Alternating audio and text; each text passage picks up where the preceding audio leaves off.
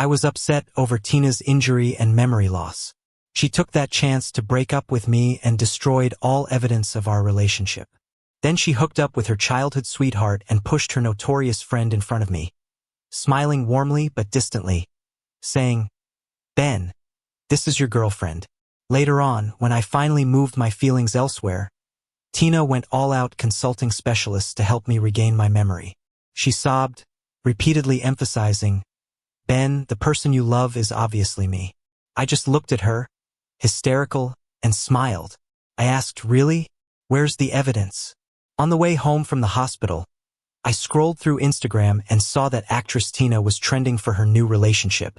Paparazzi caught a video of her entering a hotel holding hands with a famous actor named Eric. Before the public knew what was going on, the two openly admitted their relationship, revealing they had known each other for a long time and had just reunited, unable to hold back their feelings. The news exploded, and the internet was flooded with blessings. The story of actress Tina and up-and-coming actor Eric conquering the entertainment industry together was moving thousands of fans to tears. Within half an hour, articles about how they got together were everywhere online. I opened the video, checked the shooting date, then read every word of their romance story. They met in middle school, with Tina secretly crushing on him. After high school, she visited his college often without interfering.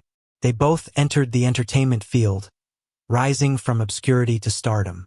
The trending topic was filled with comments like, "Wow, childhood crush, first love, long-lost lovers, together at the peak. This couple is awesome. They were recently filming a college show on the campus where I teach. It's also why I ended up in the hospital." According to colleagues who visited me, Tina and Eric were there when an accident happened. A prop box fell due to a worker's mistake, and I rushed to push Tina out of the way, taking the hit instead. I passed out and was in a coma for 3 days. When I woke up, I'd lost my memory. I went off the trending list and scrolled to the top of my friends' list on Instagram. My finger hovered, unsure of where to land. Feeling strangely suffocated, I rolled down the window and leaned back, letting the evening breeze mess up my hair. Actually, I knew about Tina and Eric's relationship way earlier than everyone else. On my second day awake, Tina visited the hospital to return my phone left at the accident site. She politely but distantly said, "Ben, thank you. We'll cover all the medical costs. For anything else, contact my manager." She placed a sleek black card in front of me, smiling in relief like solving an old puzzle. "Ben, thank you." I was a bit dazed by her cool gaze, and as she turned to leave, panic hit me. I blurted, "Wait a minute." My head hurt. I struggled to ask, "Tina, did we know each other before?" Not because of her roles or the news, just a sense that we knew each other. She didn't answer. Instead, Eric entered, all in white. He hugged Tina right in front of me and took off his sunglasses, saying, "Of course you know each other." While I was still confused, another figure stepped into the room. Tina pushed them in front of me, smirking as she introduced, "Ben, this is your girlfriend. Also my friend, Linda." Linda came from a wealthy background, known for scandalous stories, wild partying and reckless driving. I found all this online later. Honestly, with all those rumors, I couldn't imagine how I got to know someone like her, let alone fall in love. After Tina's introduction, I instinctively looked at Linda, asking, "You're my girlfriend?" Her eyes teared up a bit. She knelt beside the bed, looking at me tenderly. "I can be," she said softly. "Huh? What I mean is, if you don't remember me, it's okay. We can meet again. I'll woo you again," she said. The familiarity when I saw Tina far outweighed what I sensed seeing Linda. Yet, oddly, when I looked into Linda's eyes, something buried deep inside me seemed to stir. In the midst of lost memories and Linda's convincing evidence, I mistook that indescribable feeling as forgotten love for her and chose to trust her. Time passed, and I discovered she was nothing like the online rumors. The temperamental person they depicted cared for me in the hospital with endless patience. She was attentive and gentle. Only when a nurse pricked the wrong spot did she show temper, immediately demanding, "Leave and get someone else." Contrary to her reputation, she cooked incredibly well, handling every meal with care. Even now, she drove slowly and steadily, respecting my unintended nap. When I awoke, a blanket she left for me covered me. Outside, the setting sun spilled across the sky, and Linda stood among trees talking on the phone. Her hair whipped in the wind. Seeing me awake, she ended the call and came over. Although I accepted she was supposedly my girlfriend, I still felt distant. When she reached the window, holding the blanket, I apologized. Sorry, I fell asleep. Did I delay anything for you? She opened the door, helped me out, and focused sharply on my eyes. Ben, she said firmly, remember this, you're always my #1 priority. 15 minutes later, we stepped out of the elevator and stood in front of a door. Linda smoothly punched in the code and opened it. Immediately, a familiar yet unfamiliar vibe hit me. I walked in somewhat hesitantly and stopped at a plain white sideboard. On it was a framed photo. To be specific, it was a photo of me and a blurred figure. From the angle, it seemed like a selfie. The figure stood behind frosted glass. All I could tell from the silhouette was that it was an adult woman. Then, I remembered a colleague peeling an orange by my hospital bed, muttering, "You always said you had a girlfriend but never mentioned who it was. Nor did she ever visit." Some even joked it might be a celebrity. Turns out it's the Lin family's second daughter. I raised my hand to touch the figure behind the glass and, for the first time since meeting her, called her name, Linda. I saw Tina again on a Wednesday evening when I returned to school to teach. I was walking from the lab building back to my office when I passed an empty classroom. There, Tina and Eric were sitting by the window, being interviewed by reporters. The golden sunset cut through the fluttering white curtains, casting a light over half of Tina, like it was lacing her with a soft glow. There's something I've never told anyone. In the dead of night, I often find myself overwhelmed by a sadness so strong, it almost prevents me from sleeping. It feels like I've lost someone important, and in my restless mind, it's Tina who appears. Then I wake up abruptly, incredulously asking myself, Ben, what are you thinking? No one can explain why my thoughts drift to Tina. Just like no one can tell me why seeing her sitting close to Eric, smiling at each other, makes me so sad. The reporters, trying to create a romantic vibe, asked about their relationship. One asked Tina to describe Eric in a sentence. Tina, with a fond look, softly said, "He's the light in my dark life." I thought about it for a bit. Maybe it's like the way people online describe them. The resilient girl who endured domestic violence from an alcoholic father finds a savior in the kind, wealthy schoolmate during her high school years. From then on, her heart belonged to him. The reporter, satisfied with the answer, exclaimed, "Wow," then asked Eric how Tina was like the heroine from his current show. Without hesitation, Eric said, "Her loyalty, of course." I stood quietly at the back like a shadowy onlooker, watching their hard-earned happiness. My phone rang unexpectedly, pulling me back to reality and interrupting their interview. Instantly, the spacious classroom felt frozen. Several pairs of eyes turned towards me. I clumsily pressed the hang-up button, gripping my phone as I apologized. "I'm sorry. I didn't mean to interrupt. Just passing through, I'll go now."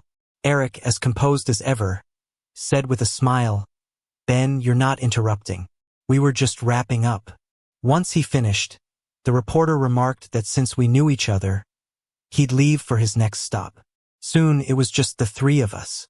Eric walked up to me, politely inquiring, "Given that you serendipitously helped Tina, shouldn't there be some compensation? Ben, name your price." Stunned, I glanced at Tina, who remained seated with her back to me, then back at Eric. I sincerely explained I wasn't after any form of compensation. Eric's tone remained gentle but carried a warning. "Ben, Mr. Teacher, remember your role. Don't harbor any inappropriate fantasies." Once the interview aired, Tina was hailed as the epitome of sincerity in the entertainment world, her popularity and fan base soaring. I began avoiding anything related to her, focusing instead on Linda. Although the reason we got together eluded me, I knew it was a deliberate choice back then. Even after my accident, I wasn't going to hurt her while I was amnesiac. So, Despite the lingering confusion, I tried to reconnect and love Linda anew. After some careful thought, I asked her, "What was I like with you before?" She was peeling a grapefruit and paused to look me in the eye, saying, "Ben, you don't need to be what you were. I like you just the way you are. Do what you want to do." In that moment of eye contact, I realized she didn't expect me to love her the way I used to, but she'd love me just the same. A peculiar sense of relief washed over me, grateful that it was her by my side. After that, we did what any couples do. Eating out, going on dates, shopping, and seeing movies. I'd sometimes try to recall the past with her, but it always drew a blank. Then, 2 months after my amnesia, Linda came to pick me up from work. A colleague excitedly handed me a beautifully wrapped box, saying, "Ben, the watch we ordered a year ago is here." Seeing my confused look, he added it was from a friend's shop. Each watch is handmade and unique. I once visited and described my preferences to the designer, ordering one as a gift for my girlfriend. I left a message card too. To be honest, the watch was exquisite and understated. However, its vibe didn't match Linda at all. Here's the card I left with it back then. 3. Linda didn't say a word the whole time. It wasn't until she slowly opened the card that her furrowed brow smoothed out. I figured she thought the watch didn't suit her either. I glanced at her wrist, her watch worth millions, and quietly said, "If you don't like it, that's fine." After all, I wasn't sure if it was my description to the designer that went wrong or if something happened during the watch's making. She chuckled softly, her voice raspy, and told me, "I like it. I really like it.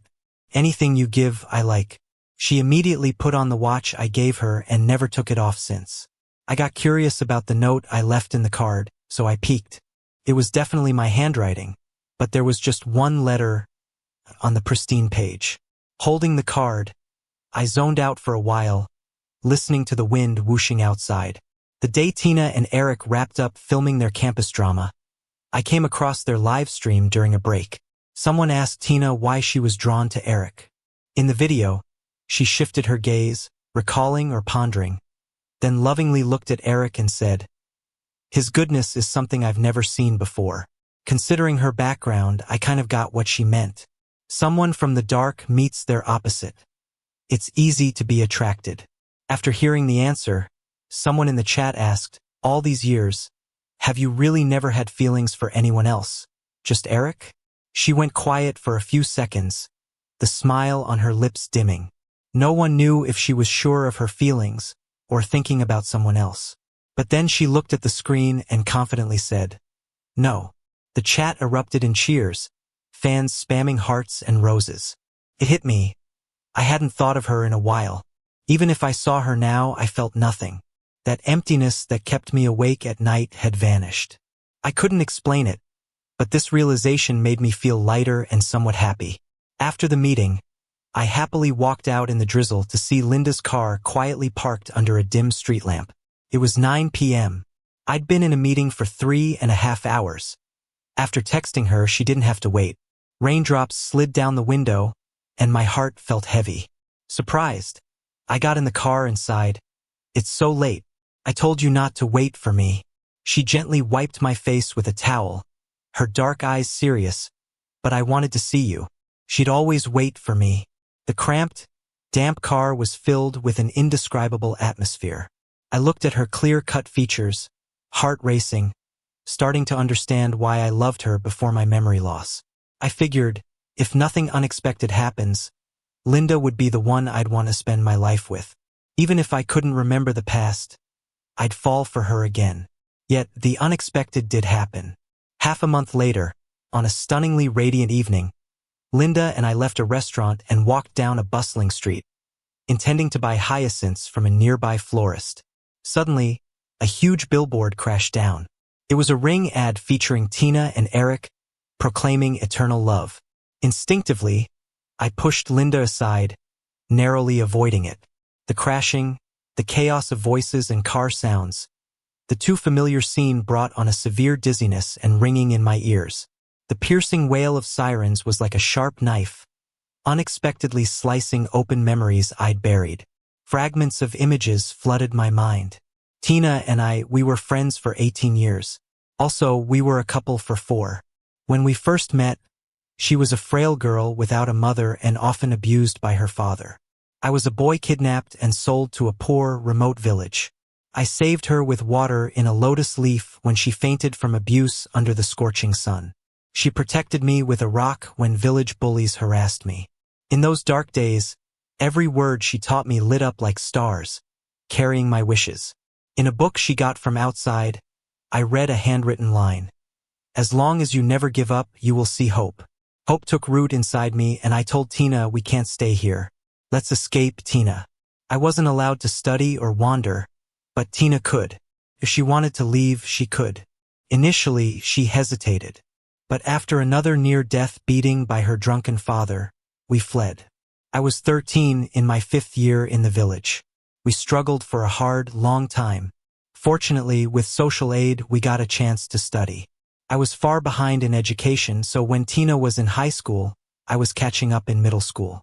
That's when Tina met Eric.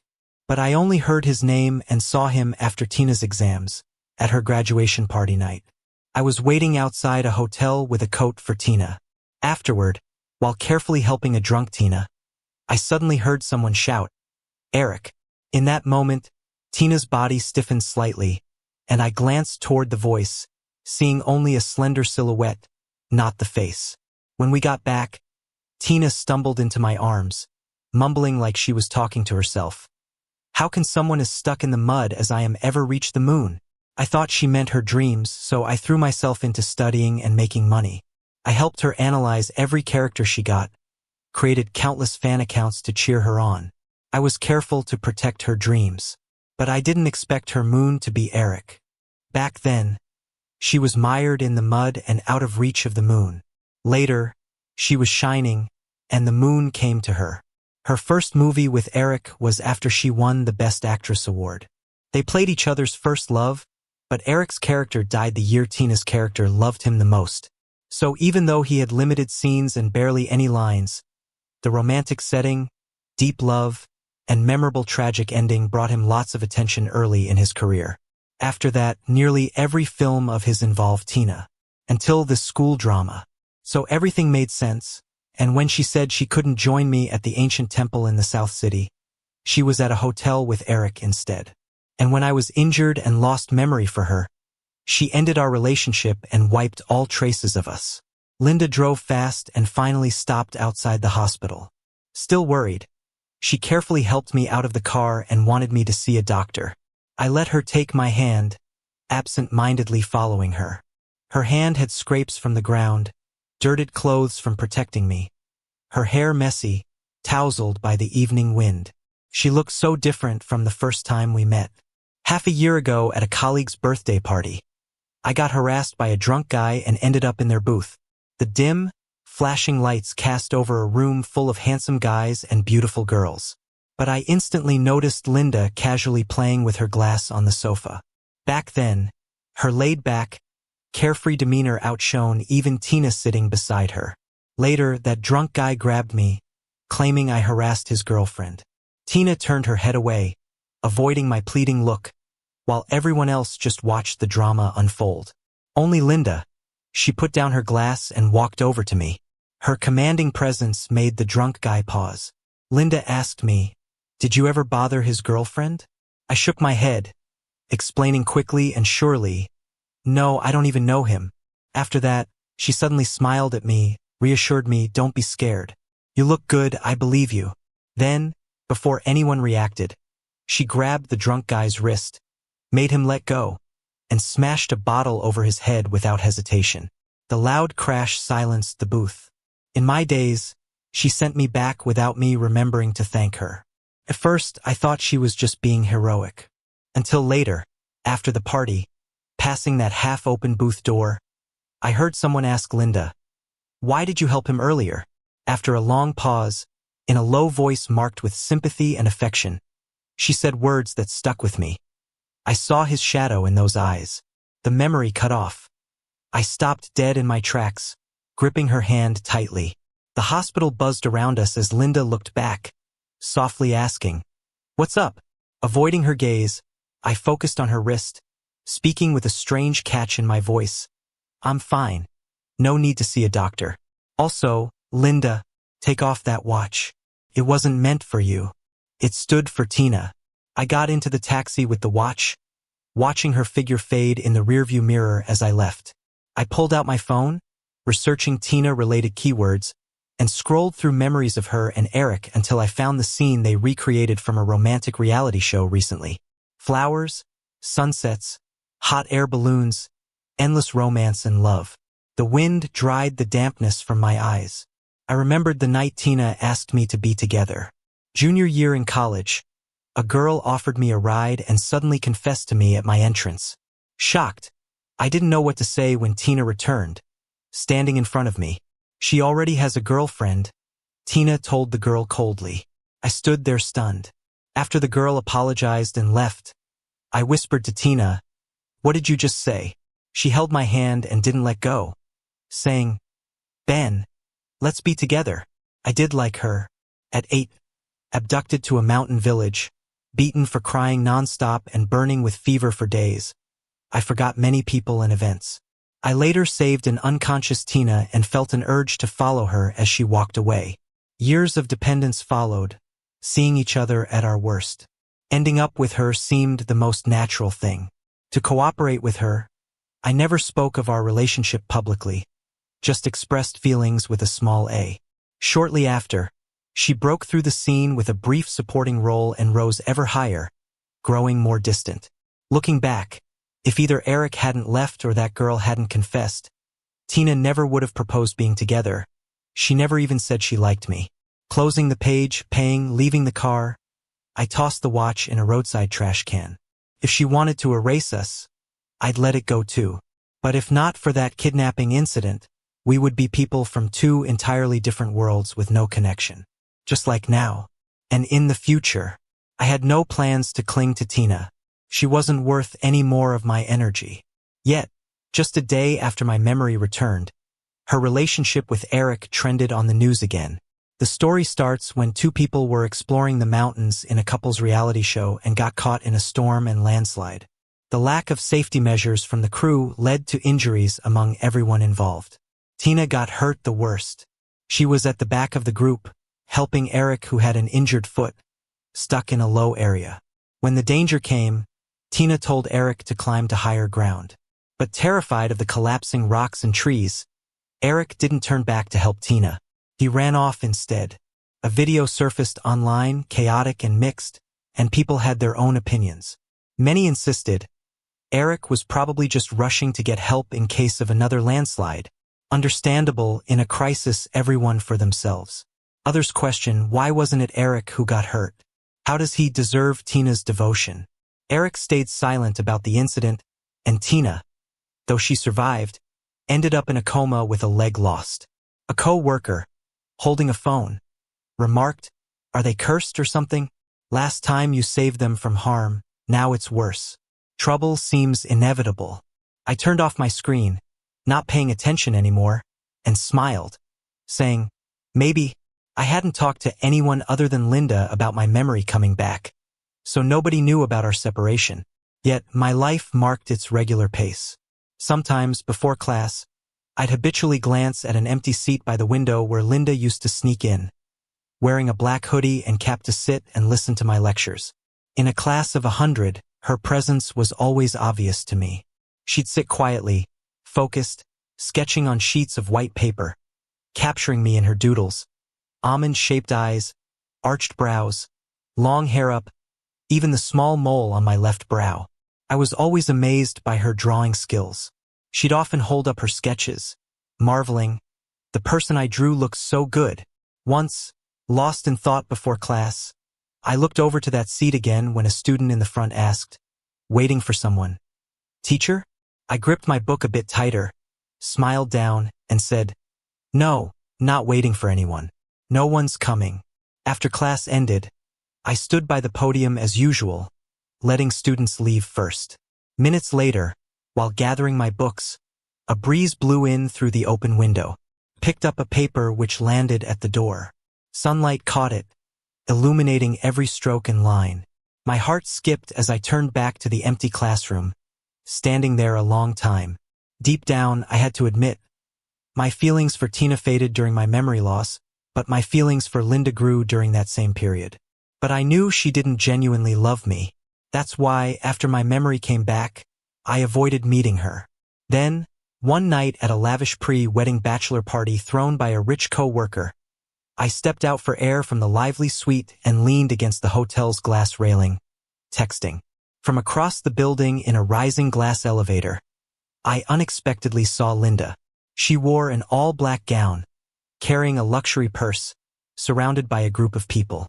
Our eyes met as the elevator stopped. Someone nudged her shoulder, prompting her to go. I turned away and returned to the suite.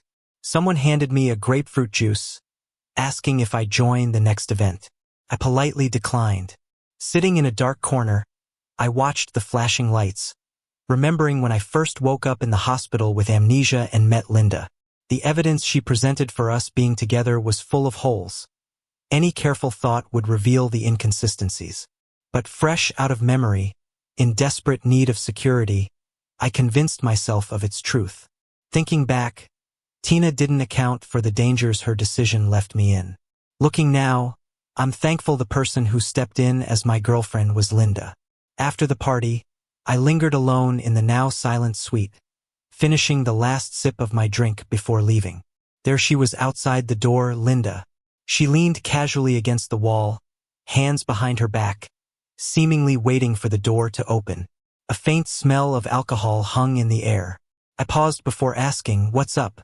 "I wanted to see you," she answered, too honest for me to know how to respond. I sighed, replying, "Linda, there's nothing between us now. What if I say I really do like you?" I had once imagined myself. How similar was I to that boy who made her wait and hope? But she saved me once and deceived me once. We're even. As she began, "Ben, actually I cut her off. "Do you need me to spell it out?" "Linda, I don't want any relationship with you, past, present, or future. From my experience with Tina, I learned a faulty relationship shouldn't start in the first place." Perhaps due to lighting, her face seemed pale for a moment. After a pause, she asked, "Can't we at least be friends?" Meeting her eyes, I firmly said, "I don't need you as a friend." After saying my piece, I thought I'd feel peace inside. But that didn't happen. Each sleepless night replayed the image of her pale face over and over. During the brief time I spent with her, every little thing we experienced together started to vividly reappear in my mind. The bad part is, she still kept reaching out to me, wanting to see me, constantly finding ways to be around me. Over time, I became incredibly sensitive to her figure, her name, and her unique light floral scent. Even when I saw someone who resembled her, I would subconsciously avoid them. I knew I wasn't really avoiding her. I was avoiding my own feelings. The day I saw the news about Linda becoming the head of the Lin family, I was grocery shopping. Financial and entertainment media were all over the place, reporting about her. She lost her mom young, her dad remarried, and her stepmom brought a son who was her half-brother. She was suppressed and disliked, forced to hide her talent and ambition, just waiting for the right moment to seize power. Interestingly, people found she had been doing charity work since she was young, donating to orphanages and remote rural areas every year. Standing between shelves stacked with various juices, I looked up at the large screen above, showing a clip of countless reporters thrusting microphones at Linda. In the video, she wasn't the carefree person the internet used to talk about, nor the gentle, elegant figure I remembered. She seemed distant, looking down on them, exuding a commanding presence. A reporter intentionally asked why this position was hers and not her excellent, overseas educated brother's. Faced with the challenge, she glanced down at them and smiled faintly. "Don't you understand the principle that only the strong rise to power?" I suddenly recalled the scene where she smashed someone with a bottle to save me. Maybe that was the real her, gentle yet fierce, detached yet wild. In the short time I was with her, I never got the chance to learn about her family, so it's the first time I learned about her background. I had speculated those rumors were intentional from her side, but I never imagined the real reasons behind them. The next moment, a gossipy reporter in the video asked if it's true Linda was looking for a boy, if he was her love. The scene went silent for a moment. Linda looked at the camera softly and said, "Yes." I calmly turned back to my shopping. Only when checking out did I realize I picked the wrong juice. After that, Linda continued to appear around me as she always did. Even though she never brought up being together again, everything she did told me she hadn't given up. Like when my car broke down in the pouring rain, she'd be the first one there. Or when I twisted my ankle hiking, there she'd be, getting her assistant to carry me down. Until one time, when I was recuperating at home from the flu I caught at school, she knocked on my door. I still hadn't fully recovered, and what was left of my rationality kept telling me to keep distance. So I tried to close the door after saying, "Stay away, you might get infected." She stopped the door, squeezed her way in, shut it, and looked at me, saying, "I'm not afraid." My medicated mind was too foggy to argue, so I just lay on the sofa and let her. When I was with Tina, she hardly had time to be with me when I was sick. I mostly went to the hospital, took medicine, and got better on my own. I wasn't sensitive. She was busy, I understood. I managed fine without her care. But now, as I dazedly watched Linda tending to me, switching between giving me water and cooking porridge, I was curious. So I asked her, "Linda, aren't you busy?" She just started managing the company. She'd have more than her share of things to handle. At my place, she'd just be wasting time. Kneeling next to the sofa, she softly wiped my face with a damp towel, and her breath brushed my cheek so close I could hardly avoid it. It took a while before I heard her say, "Ben, I remember I told you, nothing is more important than you." Perhaps being sick made me more sensitive. My heart swelled with emotion. Being alone while sick before never felt this tough. I shut my eyes and stayed silent, unable to sleep, comforted by the quiet rustle of her movements. I wasn't sure how long passed before night fell. I opened my eyes to see Linda in the kitchen reading instructions on various medicine boxes. Orange sunset rays streamed through the glass, touching her as I got up from the soft carpet, leaned against the kitchen door, watching her, and softly asked, "Linda, did you find that boy?" She visibly froze for a moment, set down the medicine, and turned to me. I did. My throat was sore. I wanted to ask why she was still pestering me, but I held on to a little dignity and asked, "Are you two not together?" She stepped closer, sighed. "He said he didn't want to be with me, didn't want any relation at all." Was she using me as a stand-in? Borrowing a moment of her love for herself? My heart trembled, and I lowered my head, not wanting to meet her gaze. Finally, I gave in. "Linda, can you stop this? I admit I like you, but I can't abandon my principles to be a substitute. Why do you keep pressing on?" Her breath became heavier, and she repeated, word by word, "You like me?" With my head still down, she suddenly hugged me tightly, and though my foggy mind worsened with emotion, I heard her say, "Ben, you're the one who said you didn't want any relationship with me." The tightness in my heart snapped, something surfaced in my mind, and I finally asked, "Me?" Her head pressed against my chest, her voice low and muffled. "Yeah, it was you. 18 long years, way too long. I was 8 when I was hit, causing days of high fever that erased all before. My first memories start post-8. So, I never knew who my parents or relatives were. Even after considering finding my family, nothing ever came up. But I never imagined Linda was linked to me before I turned 8. When I was just 3, my parents died in a chemical explosion. I was taken in and raised by my mom's best friend. From that time on, Linda came into my life. We were together for 5 years until I was 8. Then, Linda's dad used the excuse of taking me to see her to meet his first love. And somehow he lost me. For the next 8 years, Linda searched for me. That's what she told me. But those lost memories faded from my mind and might never return. So I wasn't sure if I was the one she was looking for. After all, I had no family to speak of. How could I prove it? What if she got the wrong person? I asked her this the very next day. She handed me an album in response. It was filled with pictures of me and her, from when I was 3 until I was 8. Without exception, there was a small mole between the eyebrows of the boy in the photos. After I was 8, every picture had a hand-drawn boy next to her. That was me, the way she imagined me, for 8 years. Maybe she noticed I wasn't saying anything. Worrying that it brought up old, painful memories, she spoke in a light-hearted tone. I imagined what you'd look like every year you grew older, but imagination never compares to the real thing. I quietly held the album and then asked her, "Is it just because of this mole between my brows?" She paused, then took out our last photo together, flipping it to the back. There was a scribbled message, "Forever together." Below that were 2 small fingerprints. I stared at the words, hearing Linda laugh bitterly. Back then, nobody knew that just after saying "forever together," we'd be separated completely. Shortly after, Linda took me to visit my parents and her mother. I also met the person she called the reason for her mother's death and for losing me, her father. Standing in the cold, lonely hospital room, Linda held my hand, smiling nonchalantly. She leaned down to the person lying speechless due to a stroke and said, "Want to hear some good news?" Then she opened a paternity report and read it out loud. "Congratulations. You've been raising someone else's son for 29 years. You better stay alive. Wouldn't want to dirty my mom's path to reincarnation." She tossed the report at her father, eyes red with emotion, then left with me. Before we left the room, I glanced back.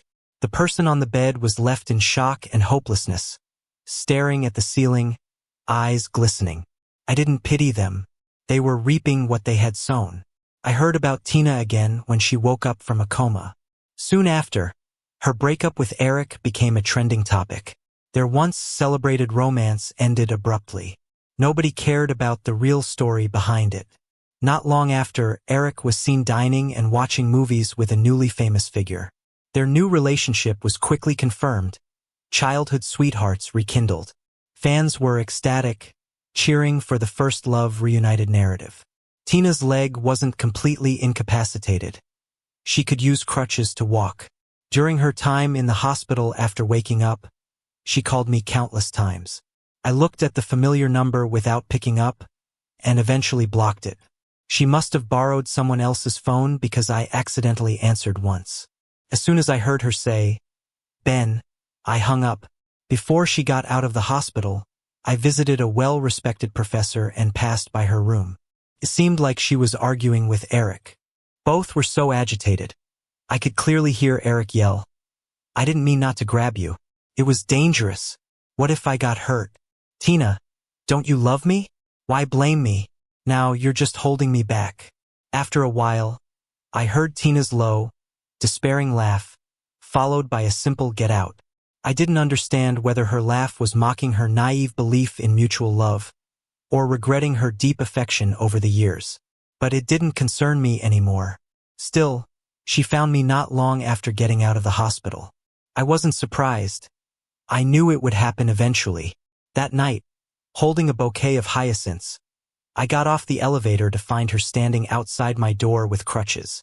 She wore a black coat, eyes red and cheeks thin, looking visibly changed. When she saw me, her eyes welled up as she stepped closer, saying, "Ben." I stepped back, keeping my distance. "Tina, do we know each other well?" She suddenly grabbed my hand, quickly saying, "Ben, I'm your girlfriend, not Linda. She deceived you. Eric and I only had a contract relationship. You've always loved me." I looked at her calmly, skeptically, freeing my hand slowly. I asked, "Really? Then how do you prove that I loved you?" She had no answer. Then, she tried desperately to make me see a doctor. "Ben, you just forgot about me. Once you remember, you'll know who you truly love. I found the best neurologist to help you get your memory back." When I refused to go to the hospital, she spoke of our past. She said we escaped the remote mountains together, lived in a basement, ate instant noodles, and vowed to stay together forever. She told me how I took care of her when she was sick and how I once waited all night in the snow for her audition. She remembered everything. Yet she had no problem abandoning me. The one who least wanted me to regain my memory now wished for just that. I bet she never thought she'd have to come back one day. Looking at her slightly reddened eyes and her humble pleading, I felt nothing. That afternoon, when I refused to see her again, I got a letter. It was one I wrote 4 years ago. That was from the early days with Tina when writing letters to your future self became a thing online. I thought it was cool and roped Tina into writing one too. She never did, though, so only mine existed. If nothing else, I guess it was the only bit of proof we ever dated. The rain-washed sky was full of evening glow, like the horizon was on fire. I took the letter into the bathroom, but didn't open it. I burned it. After that, she was swamped with health and work issues and didn't have time to bother me. We saw each other again in early fall. I was leaving the library, walking along the sycamore-lined road. Yellowing leaves were gently falling, and I stopped involuntarily when I saw a pavilion not far away. It was like back then. I heard footsteps on the sycamore leaves behind me but didn't move. Then the familiar voice came. It was here you shielded me from that wooden box, and then you forgot me. Oddly, I remembered a trending topic from a few days back. The story of a famous artist getting back with Eric after her cheating scandal broke out. She lied to her boyfriend about CP, couple marketing with Eric, but it was actually infidelity. Her ex exposed their affair with evidence. Amidst viewers' rage, people were summarizing Eric's career highlights, dating the star and dating the top influencer. Then, a fresh face emerged in the entertainment industry, a pure white jasmine. As for Tina, her leg injury hampered her acting. Those loyal Forever fans eventually turned their gaze to newer faces, who were younger, more beautiful, and healthier. It's only a matter of time before she's forgotten. After her last movie about reincarnation and changing fate, she announced she wouldn't act in any more TV shows or films. She only joined some variety shows occasionally, but at least she clinched the title of most romantic in the entertainment industry.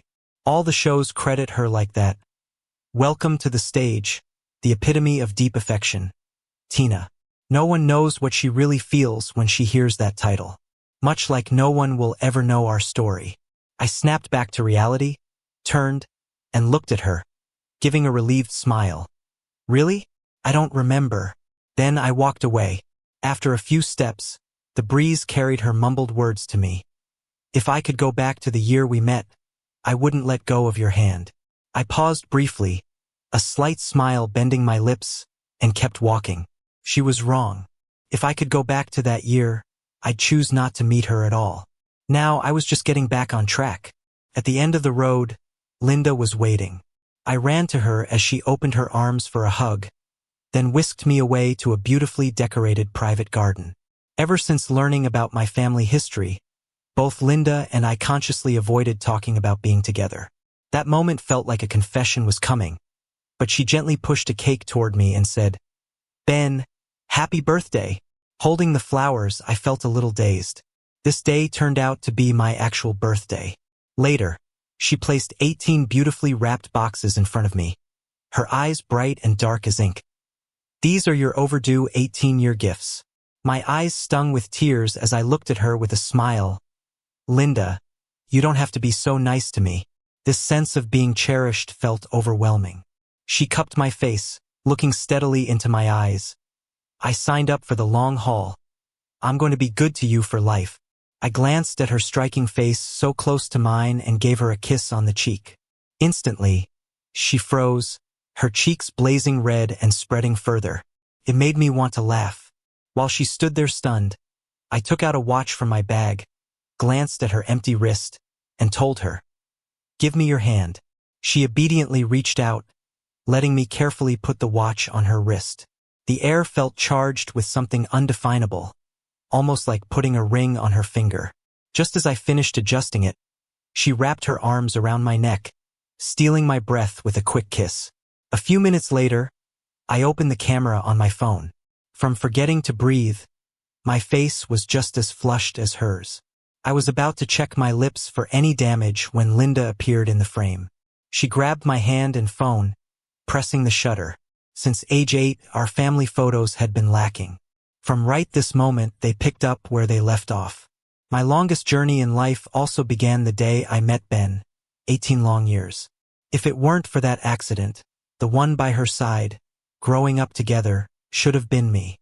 Even now, I can still recall that normal afternoon after my cello lesson, when I found out Ben had disappeared. I was 10, First tried the bitter taste of losing someone dear, holding a photo we took just the other day, staying awake all night. Afterward, I started donating to orphanages and impoverished areas. Even if a 1 in 10,000 chance, I hoped Ben was somehow okay. I learned to paint, imagining how she would look each year. As our family business grew very large, I discovered my dad's affair within the family. It hit me that, on that fateful day, his excuse for taking Ben was to take her to meet an old flame. That's how Ben got lost. The following year, my mom passed away feeling miserable. She ended up with her first love and their illegitimate child. I became the odd one out. But life's not that kind to everyone. She used the money my mom brought to start a business, pushed my mom to her limit, and in the end they lived happily ever after. Later, under the woman's constant watch and pressure, I became the aimless person she wanted me to be, hanging out with a bunch of bad influences. Then one night at a party I met Ben.